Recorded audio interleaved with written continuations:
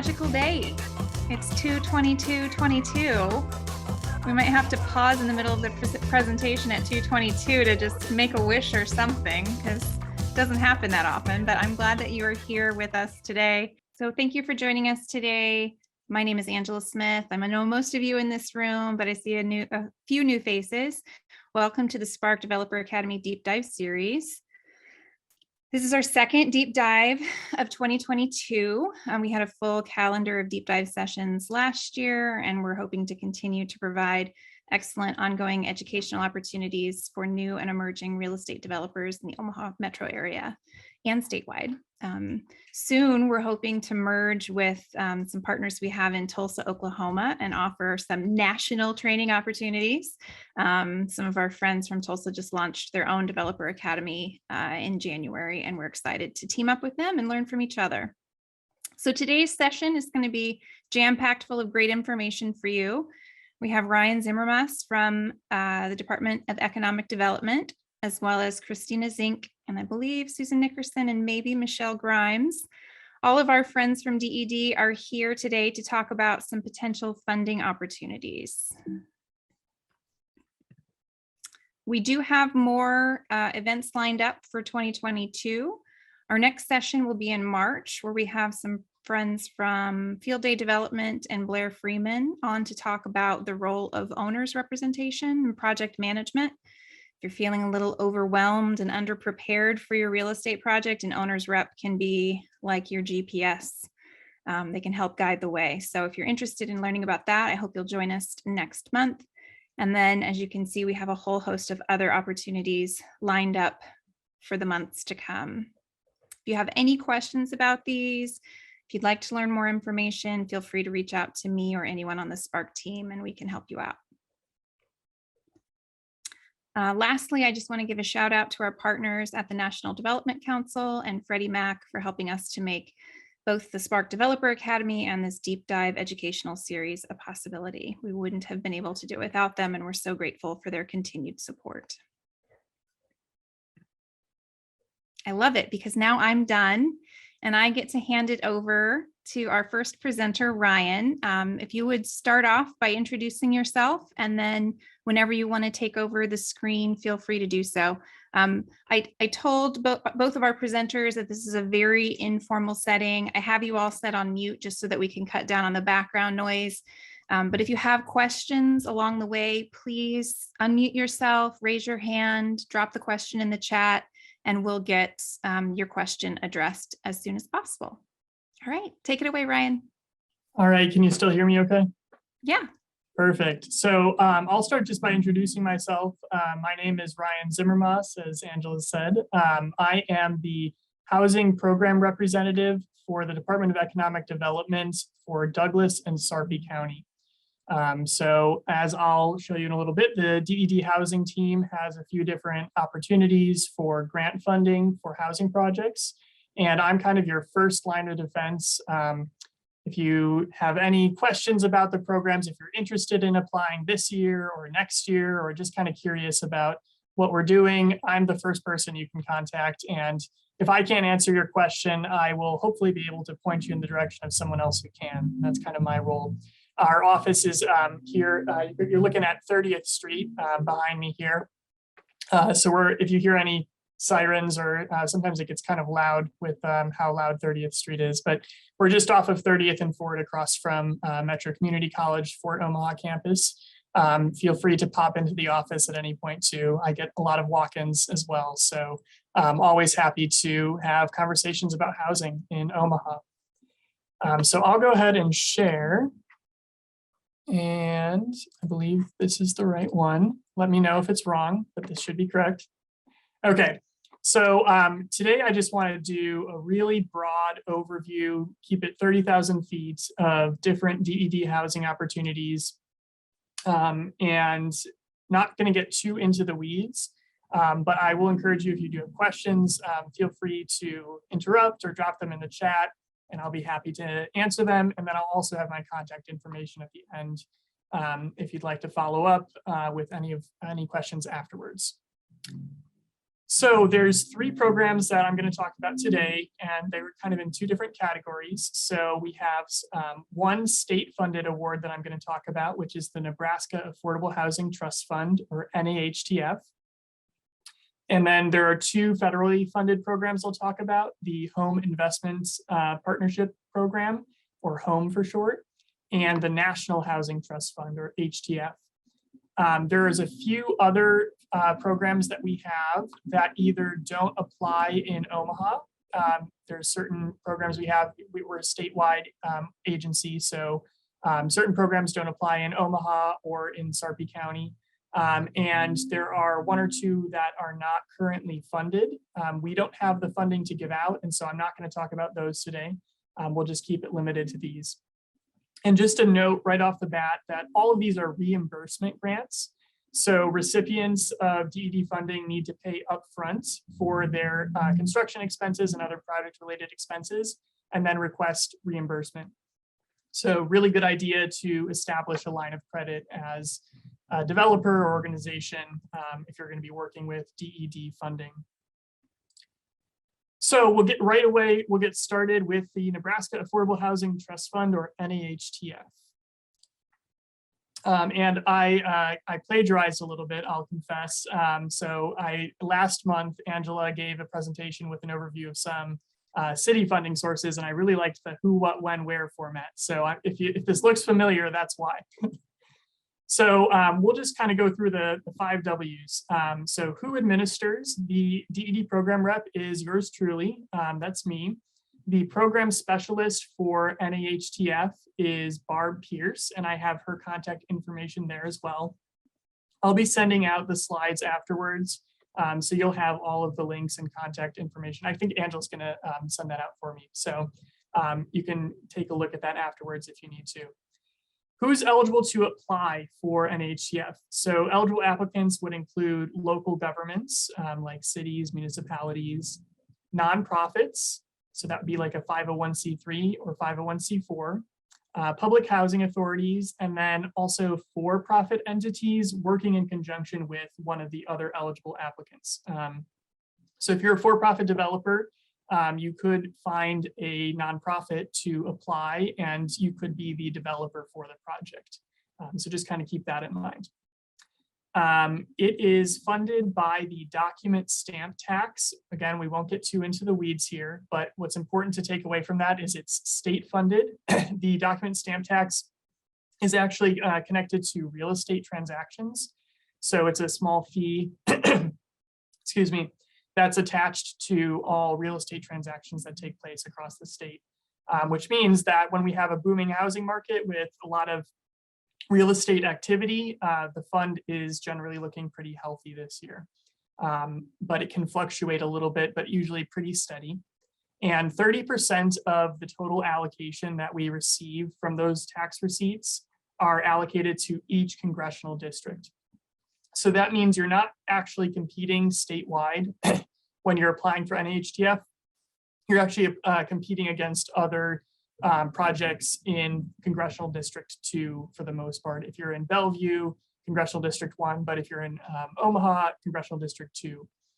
The maximum grant award for our 2022 cycle is $500,000, and that is a grant, so it does not need to be repaid. It stays with the project and the organization. So what is funded, what's eligible? So we talk about eligible activities in the grant world, and I have that on the next slide here. Kind of 4 categories for eligible activities for NAHTF. The first would be homeowner rehab. The specific project type for this would be owner occupied rehab, or we like to abbreviate it as OOR. So this would be working on a project where you are soliciting homeowners, current homeowners who are in need of major critical repairs for their home. And those are the beneficiaries of the grant. And then you're using the grant funds to make those needed repairs. Maybe they need a new roof or a new HVAC system. And you'd be able to use grant funds to make those needed critical repairs and preserve housing stock. Rental housing is another category, and a couple eligible activities under that include rental rehab, rental new construction, so building a new apartment or duplex that you're going to rent, and rental acquisition, which would usually be combined with rental rehab. So you might, for example, purchase an apartment complex and then rehab it. Or we also have rental conversion, where you might purchase a hotel and then rehab that to become an apartment complex. Home buyer is the next eligible activity on here. So that would include like new construction of houses that are going to benefit a home buyer. Purchase, rehab, resale. So that I like to kind of think of that as an affordable flip. You're purchasing a house that needs some repairs, making the repairs, and then reselling it to a qualified home buyer at an affordable rate. And then home buyer assistance, so down payment assistance, closing costs. That activity can be combined with purchase, rehab, resale, or with new construction, or it can also be done as a standalone down payment assistance grant. And then technical assistance is the last category. This one's a little bit different. It's really for capacity building for an organization. The maximum award for a technical assistance grant is $40,000 instead of $500,000. And with that, you're basically applying for operating costs and different expenses that would be needed to build your capacity to eventually develop more affordable housing. Or to, in some cases, build the capacity of other organizations to have them be able to develop more affordable housing. So next up is when and where. When can you apply? Actually, right now, we are in the middle of a grant cycle. I was just telling someone earlier, it's like Christmas. It only comes once a year. So our grant cycle, we fund applications once per year. They typically open in early February, and it's currently open right now. We have a mandatory pre-app. It's required. Before submitting a full application, you have to submit a pre-app, and that's going to be due next week, Thursday, March 3rd. So kind of crunch time. If you have a project that's in the pipeline that you want to go after this year, I would recommend calling me up as soon as the conversation's over today so that we can get you going on that if you haven't started already. Otherwise, this is actually a really good time if you're kind of curious about next year to start looking at some of the application materials, since we are live in that application cycle. It won't be exactly the same next year, but we'll give you a good idea of what you can expect and what you need to prepare for 2023. And then that full application will be due on May 5th this year. Kind of continuing on in that timeline. So you submit your application by May 5th. We'll review the applications we receive. And the notice of award, or NOA, is typically made in August or September. So you're finding out whether you were funded or not, typically at the end of summer. And then release of funds this is more grant lingo. You can't spend any grant funds until you've achieved release of funds. Even if we told you you've already been awarded, you have to wait to fulfill what we call special conditions, basically showing us that your project's ready before you can actually start moving dirt and incurring expenses. And that typically is achieved around December or January, depending on how fast you are and how fast I am and kind of what is required of you. It could be sooner or later than that. So just keep in mind, if you're thinking about applying for this and you want to be moving dirt in the middle of summer, maybe think about the middle of summer 2023 if you're applying in 2022. Got to be kind of thinking a year out. There's a link there for the program webpage where the app, the link to the application is located. And if we have some time at the end, I will also give a little tour of the DED website so that you can see where you can find all of this information. And the applications for Nebraska Affordable Housing Trust Fund, again, statewide across Nebraska, you do get extra points if your project is related directly to disaster recovery from the 2019 floods. So that's really if your beneficiaries of the units that you're creating or rehabbing, if you can clearly articulate that they're connected to the 2019 floods. But you also get special consideration if you're developing In an enterprise zone, opportunity zone, extremely blighted area, those might not give you direct points, but they would increase the strength of your application in certain sections and kind of give you a leg up if you're developing in those areas. So finally, the why and the how. Why apply for Nebraska Affordable Housing Trust Fund? If you look on our website, we have what we call the QAP, the Qualified Allocation Plan, which specifies the state's plan for how we are spending our trust fund dollars. So if you're wanting to get in the head of the state and understand what we're trying to do, that's a really good document to read to understand what we want to accomplish with the money. The beneficiaries for the Nebraska Affordable Housing Trust Fund go up to 120% area median income. I know there have been deep dives in the past about what is affordable housing versus missing middle housing. So this one goes all the way up to 120% area median income for a family of 4 in Omaha. You're looking at really close to like $105,000 as your maximum income limit for the beneficiary that will be occupying that house. So a lot of flexibility, and I would say that's the takeaway for Nebraska Affordable Housing Trust Fund is this gives you a lot of flexibility in terms of AMI. You can design it to offer to target a lower AMI than that, but you do have the flexibility to go a little bit higher. And the affordability period is how long the units have to remain affordable. And with the Nebraska Affordable Housing Trust Fund, it's relatively short, 5 to 10 years. So that can also give you a little bit more flexibility. And in addition, because it's not federal funding, we don't require an environmental review through the NEPA environmental review record process, which saves you a lot of time and really, again, just makes it a lot more flexible. So because of that, this is a very popular grant because these funds are so flexible, which means that it's a lot more competitive than some of the other ones we'll talk about today. But that is really an advantage for it. So how do you apply? I mentioned the Amplifund links are located on our website. Those are live right now. Again, call me up as soon as this is over if you're thinking about applying this year so that we can race to the finish line and get your application through this cycle. A few other notes, questions that might be questions that you have. It does not, Nebraska Affordable Housing Trust Fund does not typically mix with LIHTC, low-income housing tax credits.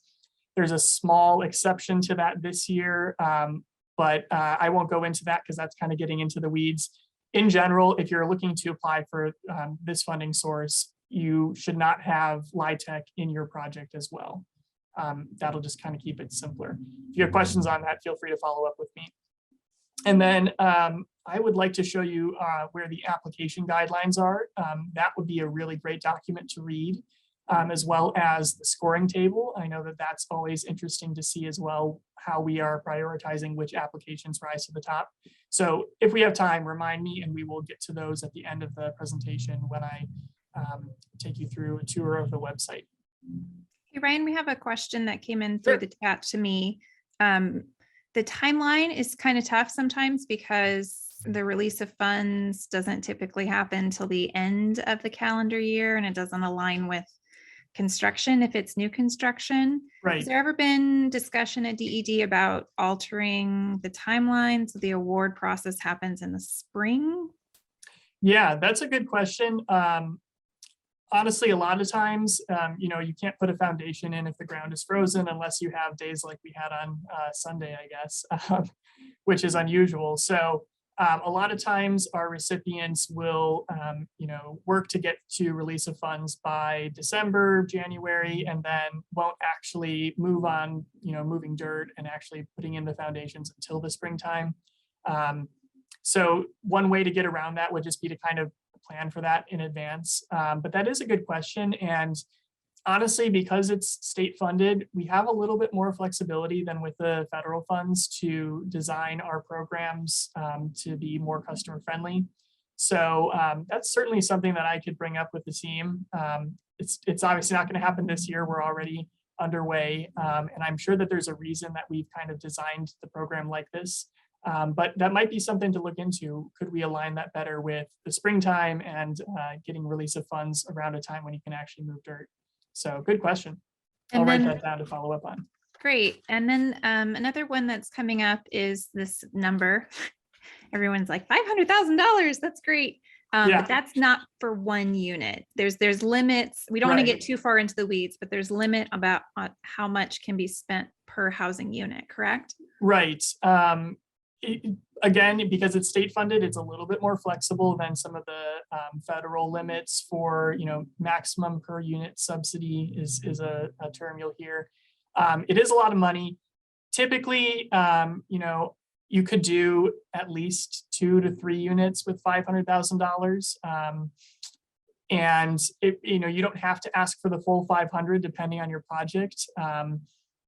It also can be combined with other funding sources so that you could do more than just 2 to 3, and you could have some cash match in there. Again, I don't want to get too into the weeds, and I don't think there's really a cookie cutter answer for how many units you can do with it. It really depends on your project. Obviously, if it's a rehab project, you're going to be able to do a lot more than just 1 or 2 or 3 units. So yeah, if you have an idea for a project and you want to run it by me, that might be a good conversation we can have where we can get a little bit more project specific. Sorry, one last one. Sure. People can apply for multiple programs at the same time, right? So if they're running new construction, they can also be applying for purchase, rehab, resale. That is correct. But I like to remind people, we only have a set amount of funds and it is highly competitive. So just keep in mind that you're competing against yourself if you submit multiple applications. A really good rule of thumb with that is you don't want to submit 2 applications and they're both kind of codependent. So if you had like a down payment assistance application and you were going to also do new construction and you were relying on the down payment assistance from that other application to do your new construction, what happens if you don't get one or the other? Then your whole thing falls apart. So just keep that in mind. It's always better to, if the activities you're doing are related to the same project, it probably should be one application. But you're right, if you did have different activities, you could do multiple applications in theory. Okay. Any other questions? Okay. That was all I saw. I'll continue on to our next one, which is HOME, Home Investment Partnerships Fund, but most people refer to it as HOME. This is going to be similar to the city's HOME program in some ways. It's the same federal funds, but the way that we invest HOME funds at the state level is a little bit different. So we'll dive right into it. So again, I will be your program rep if you're in Douglas or Sarpy County. Michelle Grimes is our HOME specialist. She knows a lot more about HOME than I do, so I will do my best Michelle impersonation here. And if there's any questions that I can't answer, I will be happy to follow up with her afterwards, since she knows a lot about how this all works. And she did vet my presentation, so we're all good. So eligible applicants for HOME, there's kind of 2 buckets of funding that the state administers in HOME funds. The first one is the HOME CHODO, or Community Housing Development Organization bucket, you could say.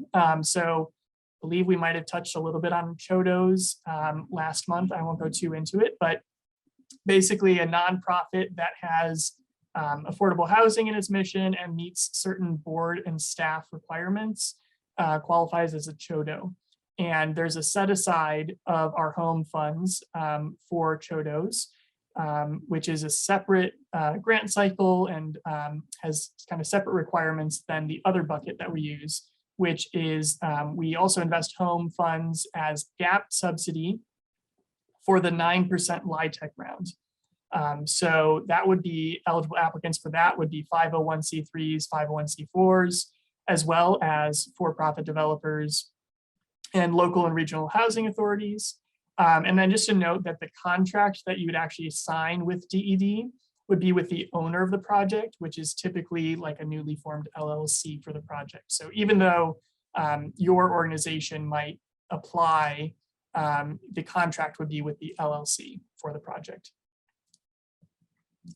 So the HOME HOME funds are funding from HUD, as I mentioned, and participating jurisdictions, or PJs, in HUD speak are states and some metro areas. So Omaha is one of the participating jurisdictions, which is why Omaha has its own bucket of home funds that they get to do whatever they want with. And then the state has home funds as well as a participating jurisdiction. The maximum grant award for home really depends. There's not a set amount. It depends on your gap in your project, especially with that LIHTC project, and on the cost allocation, which there's a nice tool from HUD, the cost allocation tool. It's a spreadsheet that you can download that basically determines if you are investing certain X amount of home dollars into a project, how many of those units are considered home units and how many can be market rate. So I will also show you where that is at if you have time at the end on HUD's website. Eligible activities for home include basically two categories. So rental housing would be for the NIFA joint application with the 9% LIHTC round. So that could be rental rehab, rental new construction, and rental acquisition, very similar to NAHDF. And then for the CHODO cycle, we fund home buyer projects. So that would be new construction, purchase rehab resale projects, home buyer assistance, which would be closing costs, and construction subsidy. And again, trying to stay 30,000 feet here, not get too into the weeds. Construction subsidy and home buyer assistance are kind of two ways of talking about how home money is being invested in a project. With federal funds, it gets very particular. You have to make sure that home funds never lose their identity. And so the construction subsidy would be to make up the gap in the difference between the construction cost and the appraisal cost, or what the unit appraises for. Whereas the home buyer assistance would be the difference between the appraisal and what is actually affordable to a home buyer. So if you don't follow me on that, there's a really nice graph that I can show at some point if you're interested that shows you the difference between how those get broken out. But again, we'll keep it really basic, 30,000 feet right now. The when and where for home projects.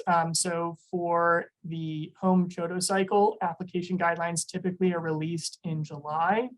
Applications are typically due at the end of September, and then awards are announced around this time, sometimes a little bit sooner in January.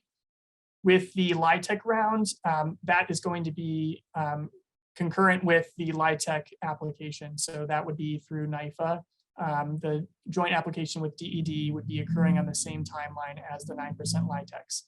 So this year, I know the optional threshold application is coming up. I'm going to be due March 16th. And I have the other dates listed there for you as well.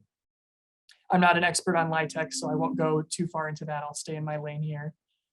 The app is located on both the DED website and the NIFA website. So you can see the links listed there. And again, the slides will be sent out. Again, home funds are invested statewide at the state level. So anywhere in Nebraska would be eligible, subject to a federal environmental review process. So keep in mind, if the project that you're developing is on a brownfield or located in front of 480, you're probably going to run into some issues with the environmental review process. Not to say that it's impossible to overcome those issues, but good to be thinking through those, talking with me, talking with Michelle up front so that we can figure out whether that would be a viable home project. The why and how for home. So the kind of why on the DED side is found in the consolidated plan, which is like a 5-year plan, and the annual action plan, both of which are available on DED's website. Those will specify our funding priorities, connected to studies across the state for how we want to best invest these home funds to make an impact. So if you'd like to get in our head, again, those are the documents to go to find out about that. Home beneficiaries can be up to 80% area median income. So we're talking a little bit more on the affordable housing side, not as much in the middle income side, since 80% AMI is going to limit you a little bit more. And the affordability period for home is based on the amount of funds invested in the project and the type of project. So it could be anywhere from 5 to as many as 20 years, depending on how many home dollars are actually invested in the project. How to apply for home. So for the Chodo cycle, that would be on Amplifunds. That's our grant management software. Link will be posted on the DED website. Again, with the LIHTC round, it's a joint application through DED and NIFA. And again, I would highly encourage you to talk to me if you're at all interested in applying for home funds in either of those cycles early on, so that we can start talking about how that'll work before the applications are due. Okay, if there's any questions on home, feel free to ask them now, or I can keep moving and we can take questions at the end. We're moving on to National Housing Trust Fund. I don't see any in the chat box. So okay, feel free to go ahead. We'll keep plowing through. So National Housing Trust Fund, HTF for short, is the last program that I'll talk about today. This program is pretty unique. It's rather new, but it is kind of similar to home. So you'll see a lot of similarities, and I'll try to draw out the differences here. Again, the program rep is myself. This program specialist is also Michelle Grimes for HTF. So she does both the home and HTF. She's a specialist for both. Again, there's two kind of buckets for HTF, similar to how home had those two buckets. So one bucket is the targeted needs and permanent housing bucket. Bucket is my term. It's not official. So that is going to be eligible applicants would be 501c3s, 501c4s, public housing authorities, and Chodos. In the 9% round with LIHTC, we also invest HTF as gap subsidy for that. So again, that will look similar to home, where you've got 501c3s, 501c4s, for-profit developers, and local and regional housing authorities as eligible applicants. So what is HTF? And this will, I think, draw out what makes it different than home. So the purpose of HTF is it was, again, created in 2016. It's funded by HUD, and it's a new affordable housing production program that complements existing federal, state, and local efforts to increase and preserve the supply of decent, safe, and sanitary affordable housing. And here's the part where it's different: for extremely low income and very low income households, including homeless families. So you'll see on the third or second bullet point there, this served extremely low income beneficiaries. At the state level, that's we've decided 30% of AMI is the maximum that HTF goes up to. So really, we just hone in on that ELI, extremely low income category. So a lot of the families that are going to be benefiting from units that are created by HTF are going to be families that are on fixed incomes. They're going to be families that are living in poverty, and perhaps families that may have been formerly homeless. So a little bit different than home in that way. The maximum grant award, again, is going to depend on the gap in the project and the cost allocation, which, again, I'll refer to that tool at the end. And again, keeping in mind that this is going to be benefiting families in that extremely low income bracket. The eligible activities for HTF are limited to rental housing, which makes sense. Families in that bracket probably are not ready for home ownership. It's just not going to financially work at that point. Hopefully someday that might be an option for them, but rental housing is eligible for HTF. So acquisition and rehab of rental housing, just straight rehab of rental housing, new construction, rental conversion, and operating cost and reserves for rental units. I have a question for you, Ryan. Yeah, go ahead. Does the entire project have to serve that 30%? Yes, good question. The answer is no.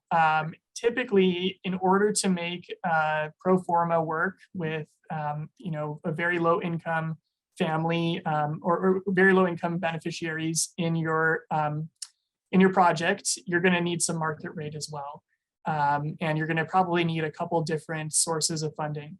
So typically you might do 30 units and maybe 5 or 6 of them are HTF units. And that cost allocation tool will help determine how many of the total project are going to be reserved for families that meet the income eligibility as beneficiaries for HTF. And then kind of complementary to that is that rationale for the target population that this program benefits the driving factor for working with 9% projects and not 4% projects?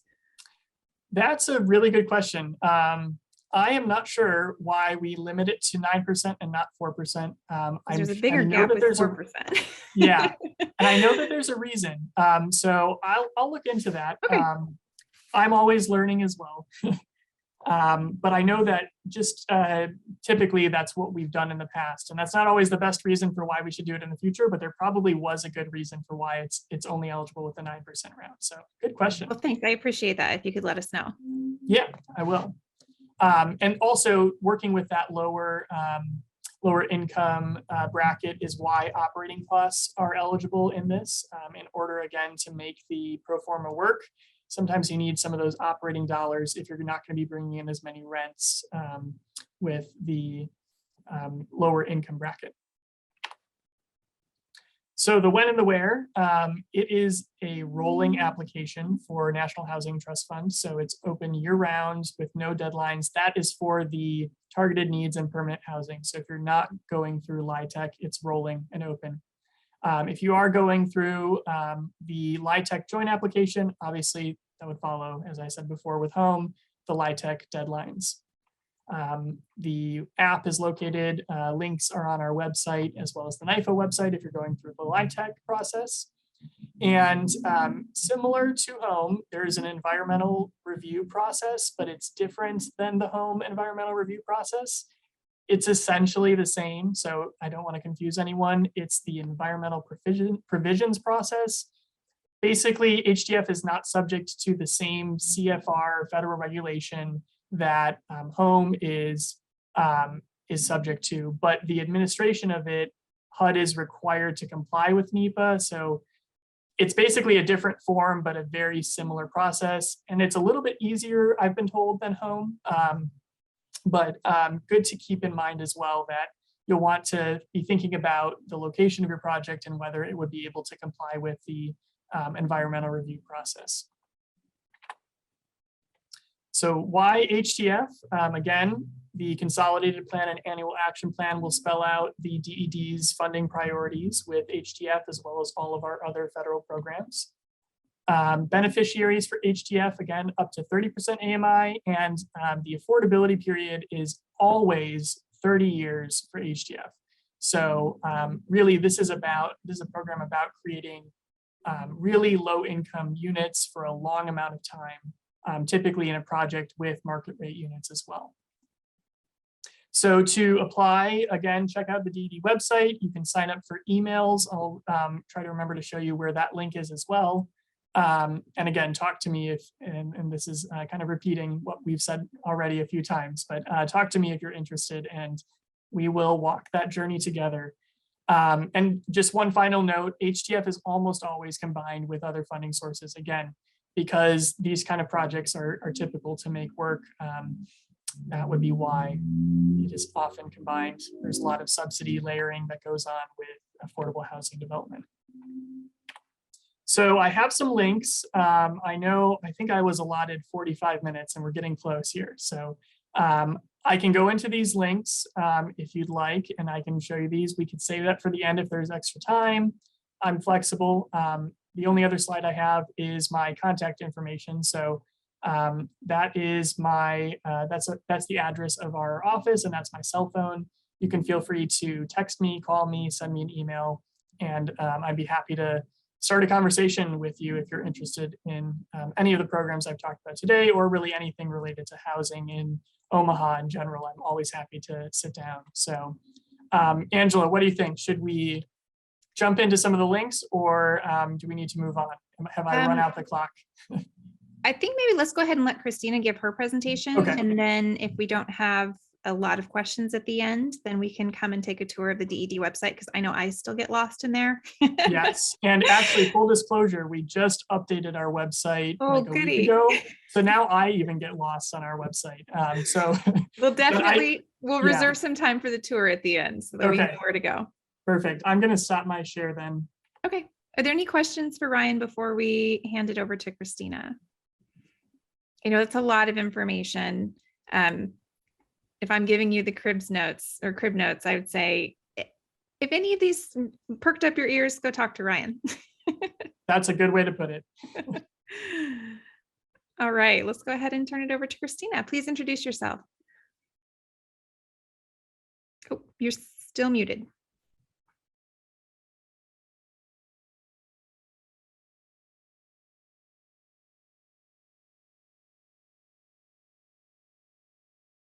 Christina, Sorry. Yep. There we Just, go. you know, trying to figure out how to use a computer today. We've all been there. We can hear you now. All right, great. And you can see my screen. Yep. Okay. So I am going to talk about the new program we have is the Community Development Block Grant for Disaster Recovery, CDBG DR. Since that's a mouthful, a lot of times I just call it DR. So bear with me because that's just a lot to say.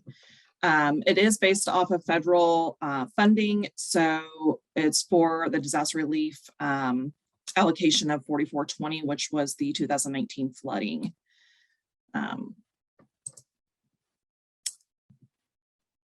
I'll do, I'm sorry, a little bit about disaster recovery and then the housing programs underneath that and how to get involved with those programs. So a little introduction to DR. It is funded from HUD, Department of Housing and Urban Development. The state of Nebraska's Economic Development Department. We manage the program. I am the housing program manager, so I oversee the two housing programs. We have a construction program and a homeownership assistance program. They're flexible grants. They're mainly used as gap financing. With disaster recovery, HUD comes in and does an unmet needs assessment. The state does an assessment and see where the most impacted and distressed areas are. Those most impacted and distressed areas we refer to as the MID. Everything has an acronym. And their main beneficiary is low to moderate income populations. So with the disaster recovery funds, they have to be spent in the HUD identified MID, which is Douglas, Dodge, and Sarpy County, and benefit low to moderate incomes. That is 70% of the funds in the MID, or 80% in the MID, and 70% of those must support LMI. So a little bit of how that works. We have a disaster. The state declares a disaster, Congress appropriates the funding, HUD awards it to us. We have to build an action plan, then submit it to HUD for approval. Then we build all the programs, policies, procedures, guidelines. We send those to HUD. We wait for their approval. We go back and forth if anything needs to be changed or adapted or amended. In the meantime, kind of on that yellow point there, we've been conducting meetings and focus groups to get feedback to better build the best program we can. And then we began launching the program. So the program launch time period will be about spring of 2022. That's to say though that our partnership with NYFA on their LIHTC program has already started, but other funding availability will start in the spring of 2022, pending all of HUD's approval. All right, so you can see here, the disaster of 4420 was the crazy severe winter storm, straight line winds, flooding, all the disaster things happening that year. And the mid areas here are the ones that can benefit directly from the DR funds. 80% of those funds have to be spent in those 3 counties. There are a couple other programs involved in the allocation. There's an infrastructure program, that's a match program, and then a planning program that has risk assessment one that's going through, it's a partnership with NDR, and then a housing resiliency one. So if you're interested in some long-term Housing resiliency, I encourage you to look at our planning programs. All right, the 2 housing programs. We have the Affordable Housing Construction Program, which will fund construction and rehab of both multifamily and single-family homes for LMI. Currently, there's 26 million available in funding. The Homeowner Assistance Program provides down payment assistance and closing cost assistance to homeowners who have lost their homes during the disaster, or renters that had to be relocated that want to purchase homes. There's 11 million for that. I will say, I won't touch a lot on the Homeowner Assistance Program. If you are interested in that, after we go through it, please connect with me. It seems to be a program that isn't gaining a lot of interest. And so we want to make sure we're using the funds in ways that everyone wants them to be used and can use them. So if that is a program you are interested, let's touch base on that so we can talk about potential projects. The applications will be tiered. There's an example of the tiering here. So tier 1 projects will be funded first. And that means that you are located within the mid and you are serving low to moderate income home buyers. Then it will be tier 2, which would be you're either serving low LMIs and not in the mid, or you're in the mid and not serving LMI. Project 3 means you don't care about either one of those in your project, and most likely we won't have funds to get that far, but those are the 2 main priorities, mid and LMI. To make things even more complex in the DR world, we have 2 programs under the construction program. So we have the joint program with NYFA, the Low Income Housing Tax Credit Program. We are partnering on both the 4% and 9%. The 4% pre-application was due last Friday, with a full app due March 18th. The 9%, as Ryan said, the pre-app is due on March 16th. So some deadlines coming up, but DR can be used as gap financing for construction and rental or rehab of rental housing. The other program will be managed directly by us at DED, and again includes construction of affordable single family, also land acquisition and small rental, non-LIHTC tech. And for small rental, the program is kind of being developed around units of 12 to 32 units. If you're planning a project that's less than 12, reach out to us. It doesn't mean it can't get funded. We just, most of the smaller ones seem to be around 12 at the minimum. So please reach out. We definitely want funds to be used. Again, eligible locations. I'm just going to keep driving that home: Dodge, Douglas, and Sarpy County. There are some ineligible locations. We will not be building in the 100-year floodplain. One of the basic things with DR from the federal standpoint is cost reasonableness, and it's just for, everyone knows that it's expensive to construct right now and build. And so the 100-year floodplain, there's a number of rules and infrastructure that has to be put in place. So to keep projects cost reasonable, we will not be building in the 100-year floodplain or the airport clear zone and anything with environmental risks. The maximum award per project is $2 million, not to exceed $150,000 per constructed unit. And this includes all hard and soft costs. There are a number of requirements as part of this program, one of them being property standards, and that would be the green building. So you have to meet one of those following green building, just one of them. So Energy Star, Indoor Air Plus, Enterprise, ICC 700, and LEED. You also have to provide broadband accessibility and accessibility for ADA accessibility. Then there are a number of federal requirements. It does go under environmental review. If it's a rehab, there will be URA involved. And then Davis-Bacon is triggered on federal projects. There's the MEBY-WEBY, Section 3 labor and equal opportunity and fair housing. Those are all spelled out in the program guide. I don't want to dive deep down into federal requirements because it's a lot, as you guys probably know. There is an affordability period, and developers must agree to that, and the affordability period would supersede any other restrictions, and it is by income or rent. And it's for multifamily projects with 8 or more units, it's 15 years. And for new construction, it's 20 years. Projects have to have at least 51% of all residential units as income or rent restricted. That's different than home. CDBG-DR is kind of a mixed bag. It's somewhat CDBG and it's somewhat like home and HTF. It's kind of its own little program. And so with like home, you have to have certain cost allocation of home to different units, but with DR, it's just 51%. So if you got 20 units, 11 of them have to be income restricted. The DR income restriction is at or below 80% AMI. However, because NYFA's income is 60% AMI, we will also be at 60% AMI for the LIHTC. Just makes it a lot easier for everyone. Eligible entities, going too fast, include units of local government, nonprofit 501c3 and C4s, public housing authorities, and developers, both nonprofit and for-profit.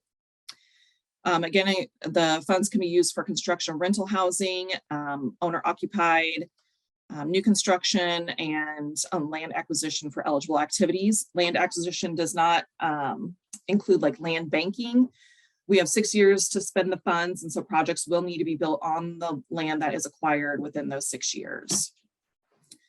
The process will be, for those of you that are interested, to either apply via the LIHTC application on NYFA's website or through the DED managed website that will have the application up there eventually through Amplifund.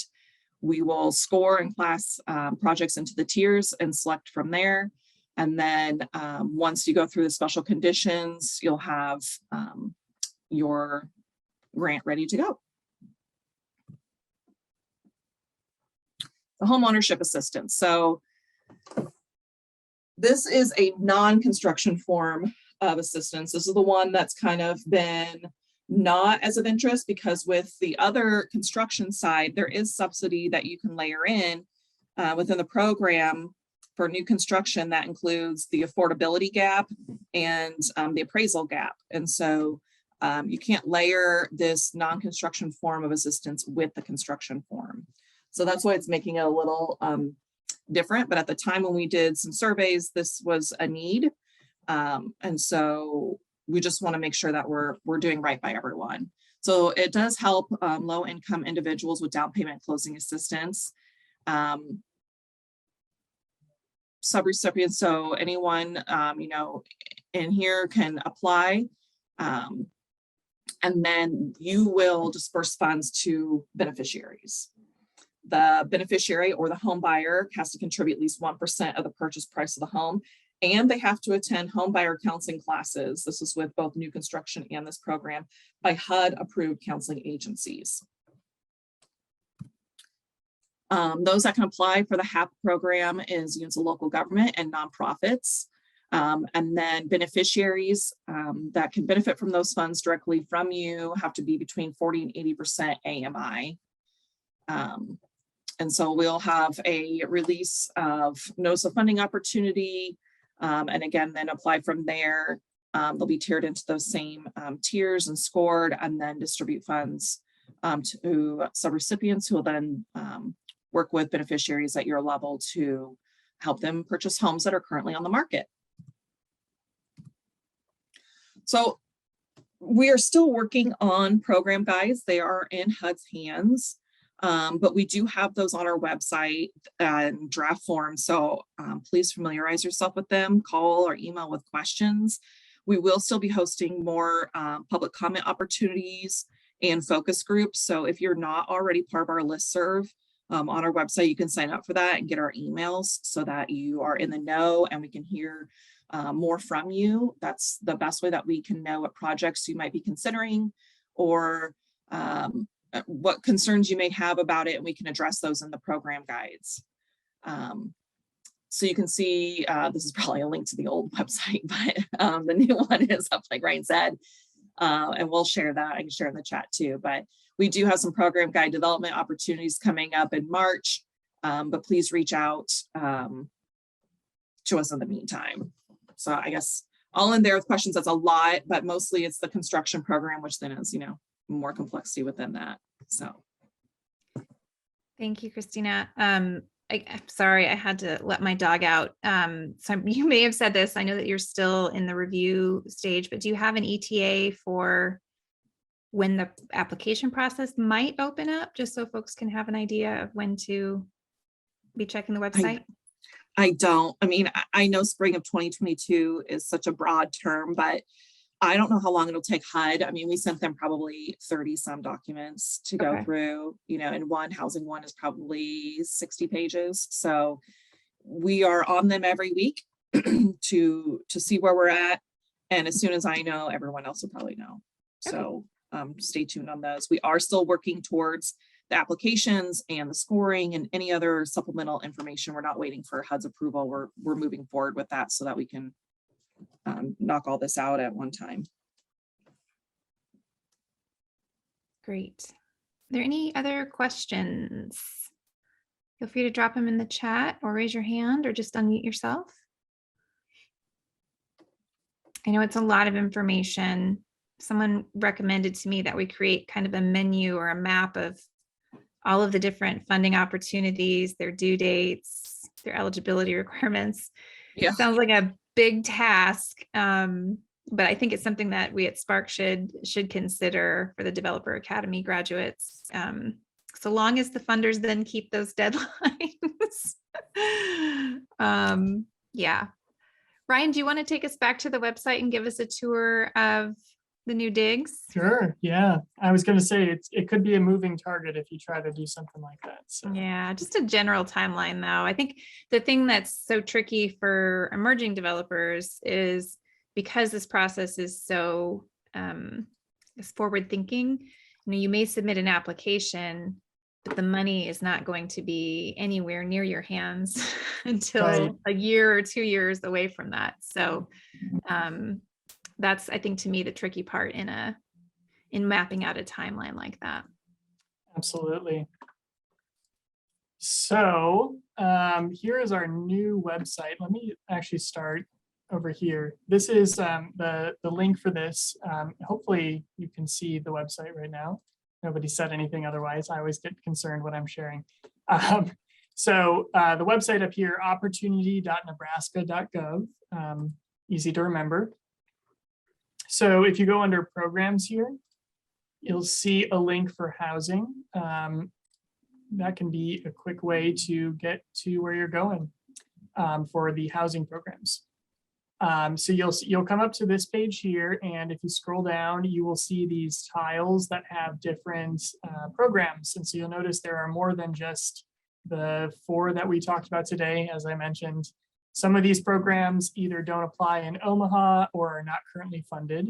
But if you're curious, you're welcome to explore.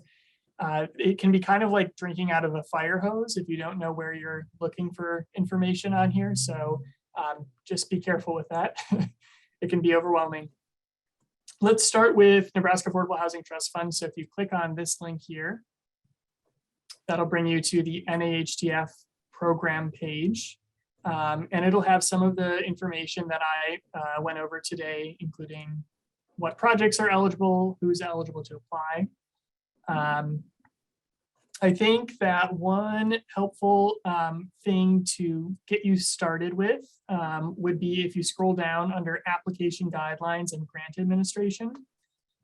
This first one here, NAHTF application guidelines, has a lot of really good information about what is expected when you're applying. So it is 44 pages, some light bedtime reading, but a lot of really good stuff in here. Feel free to look through the table of contents. You don't have to read it cover to cover. You can kind of piece through what you're looking for. I think I would like to show you in here a few things. One is, just gonna scroll through a little bit. It might be a little bit earlier. Yep, right before the rest of the application guidelines is the funding cycle timeline. So if you're a visual person and looking for the timeline that you can expect for NAHTF, this is a really good overview from when the application guidelines were posted and the applications went live. to award letters being distributed with a bunch of other important dates on the way. If you continue to, the other thing I wanted to show you was the scoring table, which should be in here.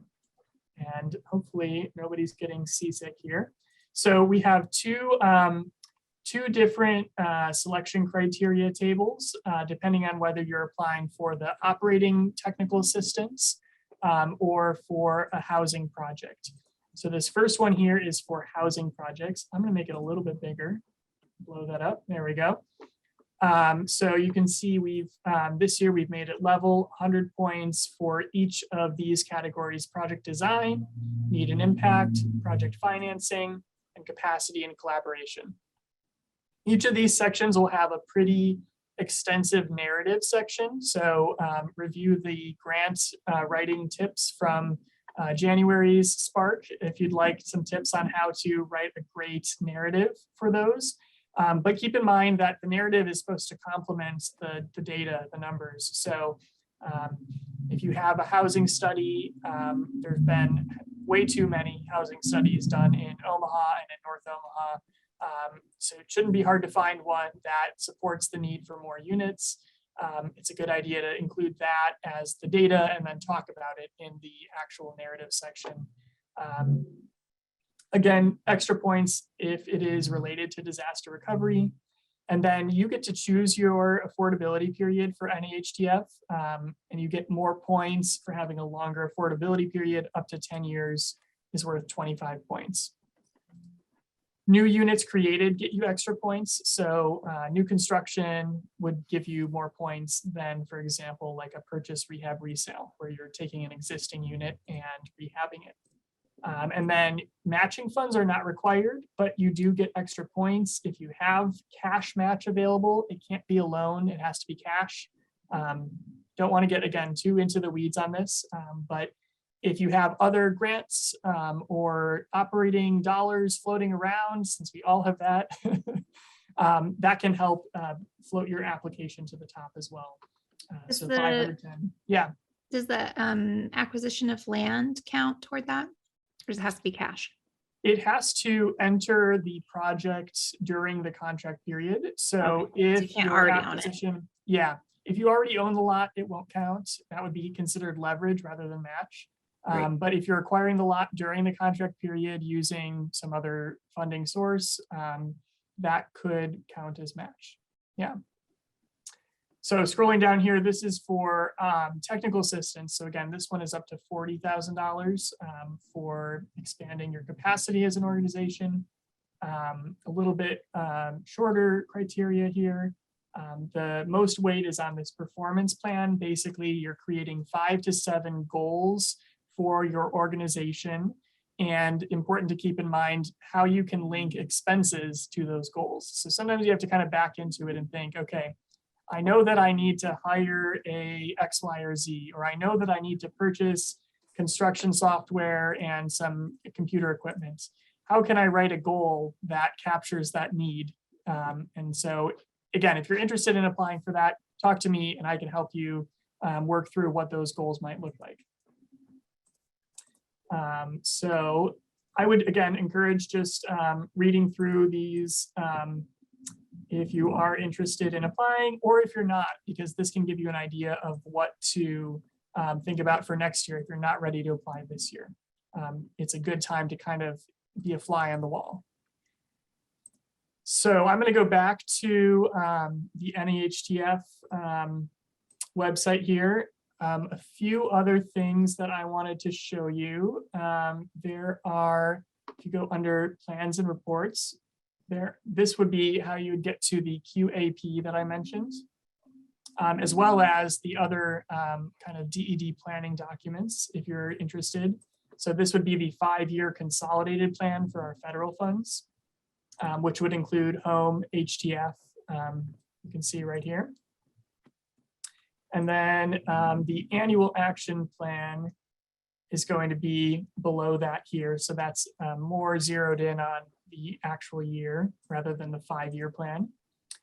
And then if you scroll down a little bit more, you'll find the Nebraska Affordable Housing Trust Fund QAP, Qualified Allocation Plan. And go for the final version, not the proposed version, since it is final now. This is another little bit shorter document that will just give an overview of the different priorities and how we arrive at those and kind of our plan. It also, if you're interested in the numbers, tells you what our estimated NAHTF allocation is for this year. That's again projected because it's based on receipts from the document stamp tax. So depending on how the real estate market performs, it could be higher or lower than the projected total allocation. So that's another good document to look at.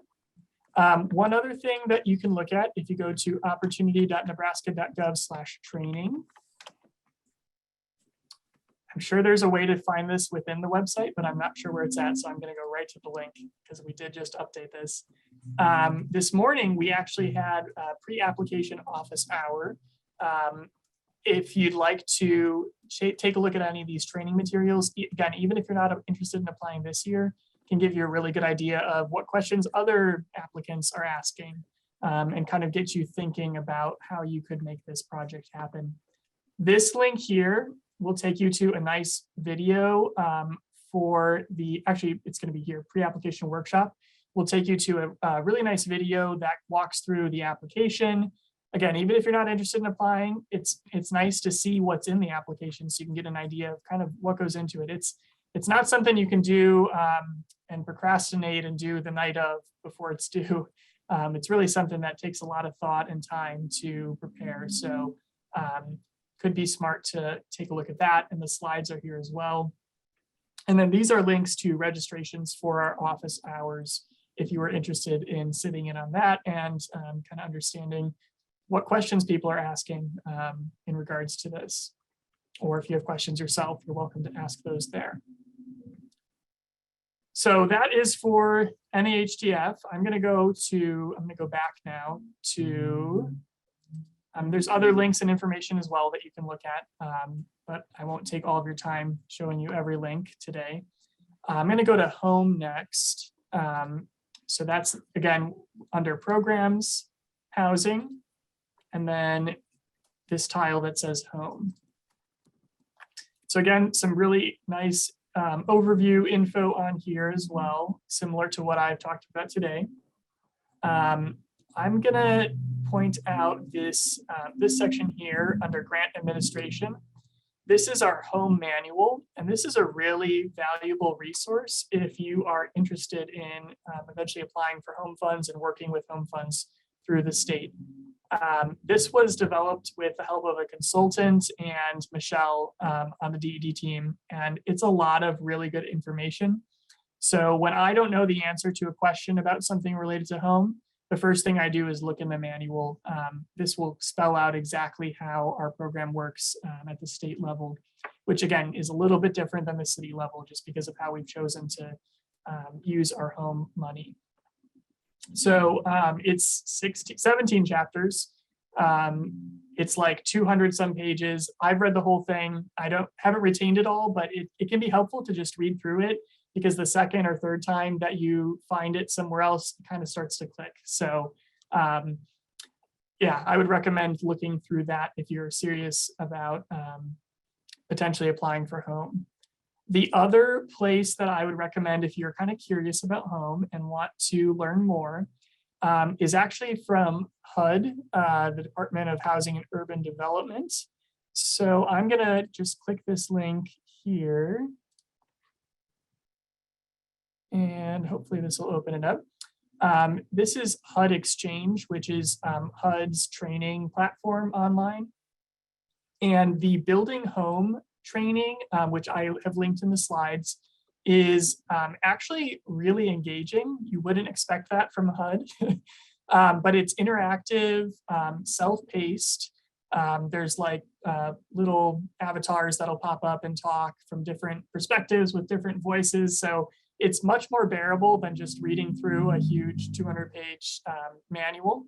And there are a number of different modules that you can take That'll give you an overview of the home program. And again, this is from HUD.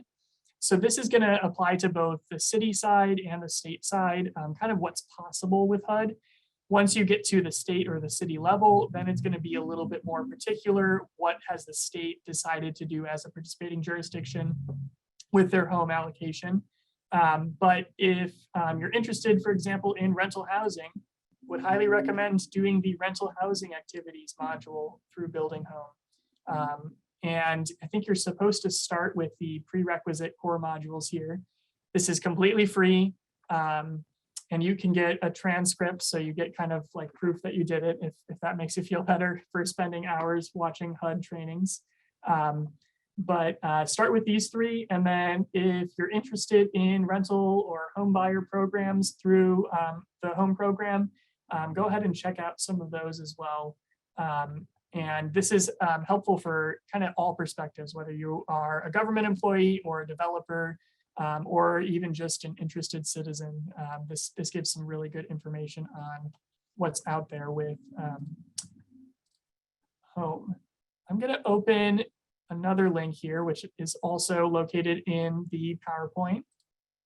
This is the home cost allocation tool, which I referred to a couple times. So this applies to both home and the National Housing Trust Fund, HTF. There's a link here to a spreadsheet that you can download. And I want to say there's also somewhere in here, there is a video that will explain how to use it with some case studies. So you might have to poke around the website a little bit. I'll go ahead and download this just to give you an idea of what the spreadsheet looks like.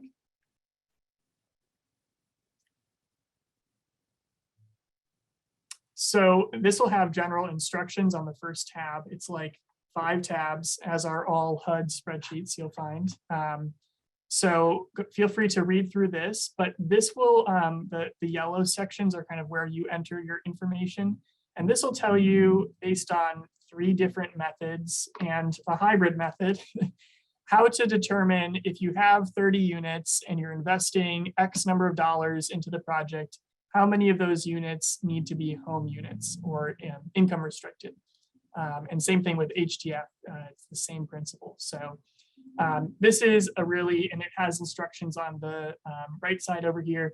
This is a really useful tool if you have some numbers already with your project. And again, you can look at the case studies that HUD has put out for these if you don't have numbers yet, to get an idea of how those numbers are calculated. And this would be something that would be part of the underwriting process that DED does when we receive an application. We have to make sure that the correct number of units are designated as home units anytime that we're reviewing an application. So whether you do it ahead of time or not, this is something that's going to have to be done before you would get funded. So it can be a really good idea to get an idea of that upfront, because that might affect your pro forma. If you end up having to include more home units than you were planning on, you're going to have more rent restrictions and less rents coming in, and your project might not be viable. So it's always kind of a balancing act, and finding that Goldilocks zone where you've got enough rents coming in and enough home units to make HUD happy. This is a good tool to use for that. So the last link that I have is back on the DED website. And that is for the National Housing Trust Fund, HTF. So just a disclaimer about this one, this information is all good information as well, good overview information on HTF. But the disclaimer is that the manual that is on the website was last updated in 2018. And we're currently working on a more updated and correct version of the manual. So some of this, some of the manual information might be out of date, or we might not be doing things that way anymore. As I mentioned, it can be a moving target sometimes with different funding sources, but it could still give you a good overview on how HTF works. It's very similar to home in a lot of ways. So if you understand home, that can be a good gateway to understanding how HTF works. And there's other forms and templates and Oh, I could also talk about rent limits. If you're, putting together a pro forma and you're planning on using HTF or you're planning on using home, under this data for applicants and grantees section, which is a section that you'll find in all three of the programs that I talked about, HTF, home, and NAHTF. Rent limits are a good thing to keep an eye on, and those are calculated by HUD. They vary based on where you're doing your project. So there's a lot of really good information on here. We'll try not to get too into the weeds again. And again, I'll just go back to, if you have questions and you're interested in applying, would highly recommend reaching out to me or Michelle or both of us, and we'd be happy to have a conversation with you and talk about how your project might work. So I think that covers all of the links that I had on the PowerPoint. Can you go back So- to the main housing one? Because I just wanted Sure. to show them the DR one is there too. There's Sure, yeah, that's right. That's going to be down here. yeah. So that's where Yes, I'm at the bottom. I think Ryan and I get that. We're both Z's. We know that we're Yeah. right. at the bottom Yeah. somewhere. What are the odds that both of you have last names that start with a Z? That's so odd. Well, Oh, are there any questions on what Ryan just went over, or any questions from either Ryan or Christina's presentation? We're done a little early here. I know it's a lot of information to digest. I highly recommend all of what Ryan shared with you and the videos, the HUD videos. I've been in this game for a long time, and HUD videos have come a long way. So if they if have. there's any sort of humor involved, I'm excited to see that, because it can be pretty dry material that they're sharing. Well, I just want to say thank you to Ryan and Christina for your time. This has been very helpful information for all of our emerging developers. I hope this spurs some interesting conversations for future applications. If not this year, then down the road.